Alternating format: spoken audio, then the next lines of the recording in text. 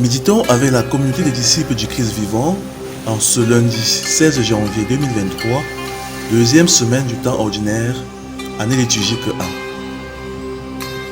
1. Évangile de Jésus-Christ selon Saint Marc, au chapitre 2, versets 18 à 22.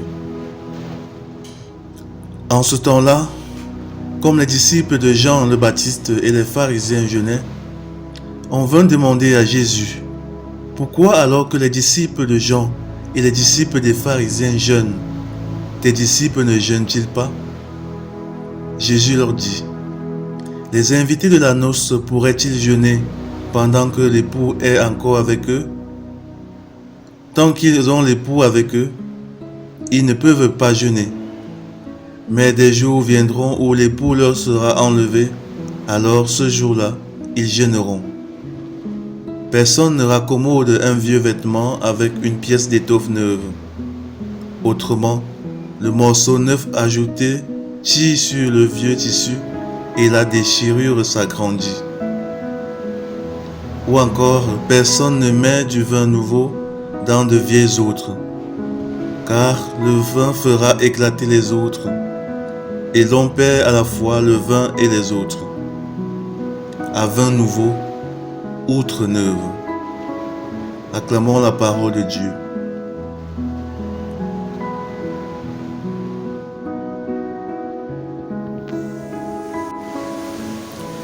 Méditation. Bien-aimés du Seigneur, rendons grâce au Dieu 3 fois saint pour ce nouveau jour qu'il nous donne de contempler. Que tes œuvres sont belles, Seigneur notre Dieu. Sois béni pour tant de merveilles dans nos vies. Dans le texte de l'Évangile de ce jour, le Seigneur nous appelle à purifier notre cœur pour accueillir l'époux qu'il est. Personne ne met du vin nouveau dans de vieilles outres. Cette parole me donne de me poser ces questions. Depuis que j'ai reçu le Christ dans le sacrement du baptême, ma vie a-t-elle véritablement changé? Où en suis-je dans ma vie de foi? Y a-t-il vraiment un avant et un après de cette rencontre? Lorsque je repasse ma vie au peigne fin, je réalise avec joie qu'il y a des aspects dans lesquels l'avant et l'après sont vraiment existants et remarquables. Mais malheureusement, je constate aussi avec désolation qu'il y a encore des aspects qui tardent à changer.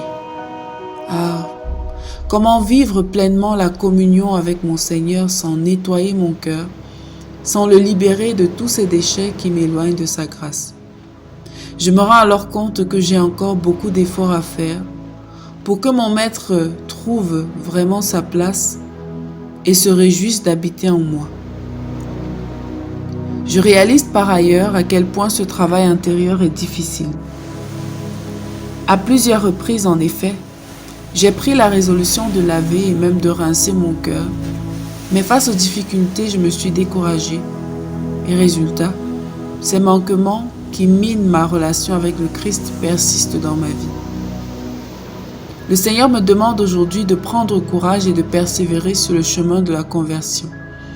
Il me rassure par ailleurs que ma volonté et sa grâce suffisent. Seigneur, je désire te connaître profondément. Je t'en conjure, accorde-moi la grâce de me convertir pour vivre en communion parfaite avec toi. Prions. Seigneur notre Dieu, accorde à chacun de tes enfants la grâce de déceler et de reconnaître les obstacles à une communion parfaite avec ton Fils bien-aimé, et donne-nous la force et le courage de nous engager sur un chemin de conversion véritable. Intercession. Seigneur Jésus, nous te prions pour ceux qui désirent te suivre, mais qui se complaisent encore dans leur vie passée. Aide-les à réaliser que toi seul, tu es le seul bien nécessaire, et accorde-leur la grâce de la conversion. Maman Marie, prie pour nous. Exercice spirituel. Méditons sur notre vie actuelle pour y déceler tout ce qui est vieille outre et faisons des efforts pour changer.